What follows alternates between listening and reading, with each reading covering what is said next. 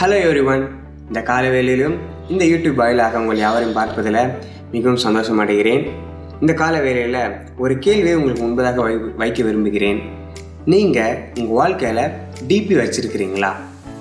DP என்பது கேட்ட உடனே உங்கள் சிந்தை எங்கெங்கேயோ போகுது. என்ன? எஸ், உங்கள் வாட்ஸ்அப்பில் நீங்கள் டிபி வச்சுருக்கிறீங்களா? உங்கள் இன்ஸ்டாகிராமில் டிபி வச்சுருக்கிறீங்களா?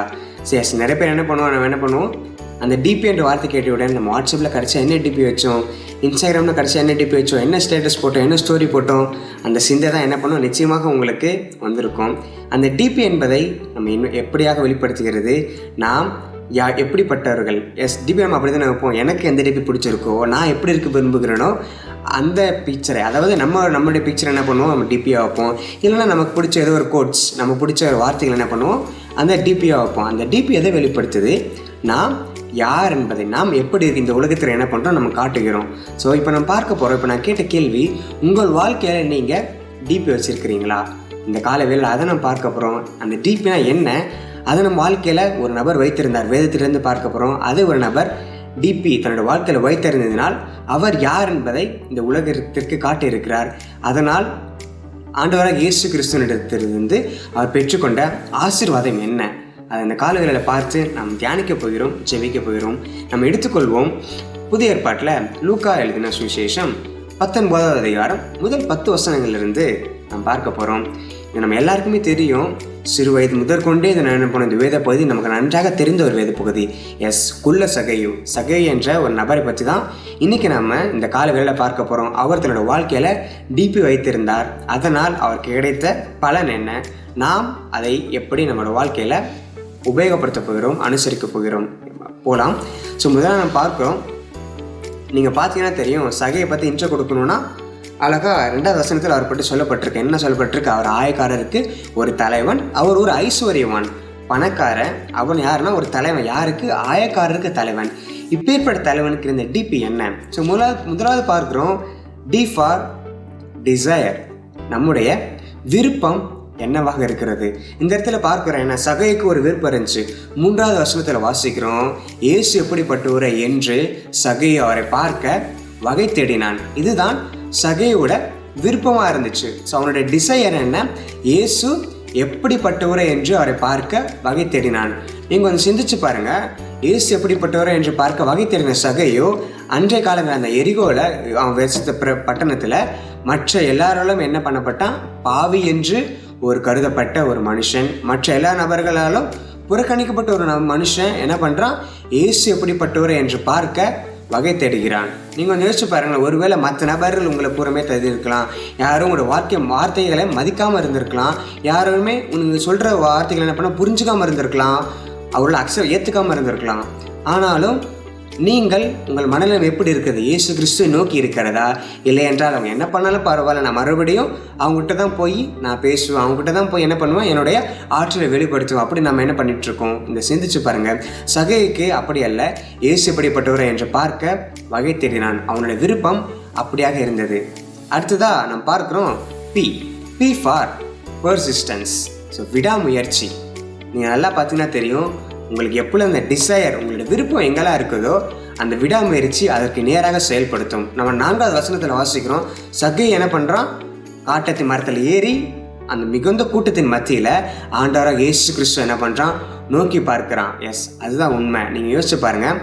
அவனோட விருப்பம் என்ன பண்ணுது, அந்த விடாமுயற்சிக்கு நேராக நடத்தி கொண்டு வருகிற ஒரு காரியத்தை பார்க்குறோம். அநேக நேரத்தில் நம்முடைய விருப்பம் நிச்சயமாக அந்த விடாமுயற்சிக்கு நேராக என்ன பண்ணும், நம்ம நடத்தி செல்லும். அதாவது நம்முடைய நாம் யார் என்பதை புரிந்து கொள்வதற்கு நான் முதலாவதே சொன்னேன், நம்மளோட டிபி என்ன பண்ணுறதா, நாம் யார் என்பதை வெளிப்படுத்துகிறது. அது போலவே சகையும் என்ன பண்ண, தன்னோட வாழ்க்கையில் டிபி வைத்திருந்தான். எப்படி டிபி வச்சிருந்தான், ஆண்டவராக இயேசு கிறிஸ்துவை எப்படிப்பட்டவர் என்று பார்க்க வகை தேடினான். அதனோட விருப்பமாக இருந்துச்சு.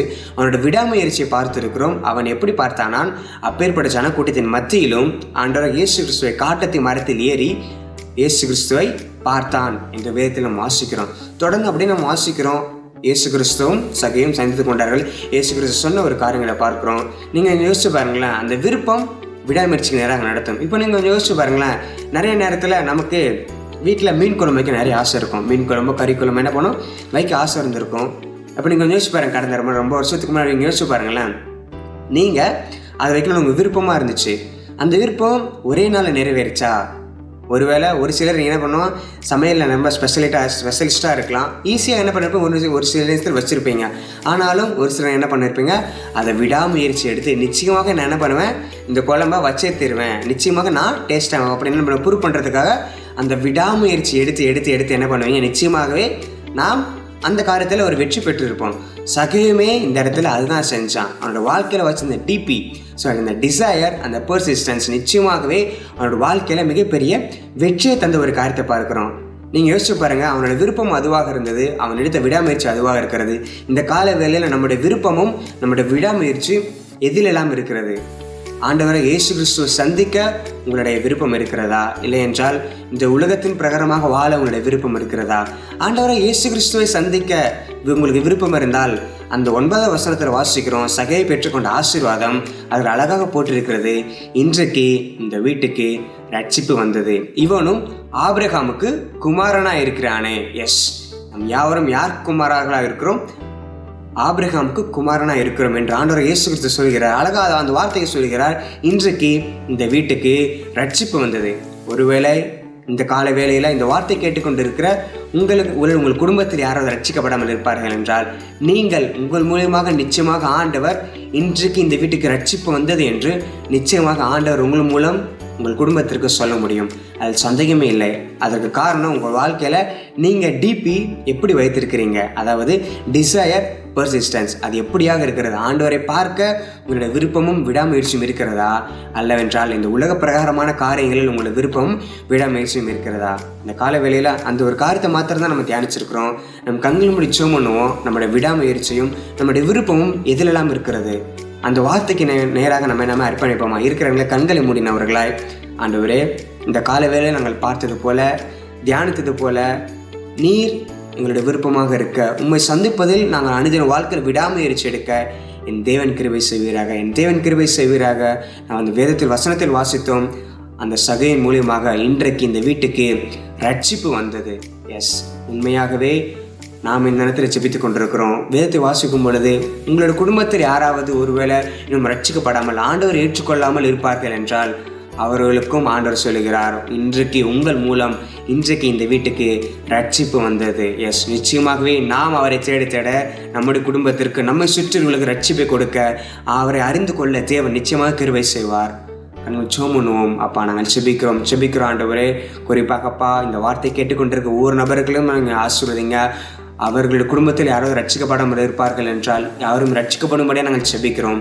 உங்களோட கரத்தில் தாழ்த்து அர்ப்பணிக்கிற ஆண்டவரே, குறிப்பாக இந்த நாளில் உங்கள் கரத்தில் ஒப்புக் கொடுக்கிறோம். இந்த நாளில் கூட அப்பா நாங்கள் உண்மை பற்றி அதிகமாக அறிந்து கொள்ள, எங்கள் குடும்பத்தில் யாரும் உண்மை பற்றி சேவித்துக் கொள்ள கிருபை செய்யுங்க. நீர் மகிமைப்படுவீராக. பெரிய காரியங்களை செய்யுங்க. இந்த நாளில் உள்ள எல்லா காரியத்தையும் நீங்கள் பொறுப்படுத்திக் கொள்ளுங்கள். இந்த நாளுக்கு வேண்டிய ஒவ்வொரு கிருபையும் நீங்கள் ஒவ்வொருத்தரும் கொடுக்க பண்ணி நாங்கள் செபிக்கிறோம். உங்களை கருத்தில் தாழ்த்து அர்ப்பணிக்கிறோம். வசனத்துக்கு எங்களை அர்ப்பணிக்கிறோம். இயேசு நாமத்தில் பிதாவே, ஆமென். ஹல்லேலூயா.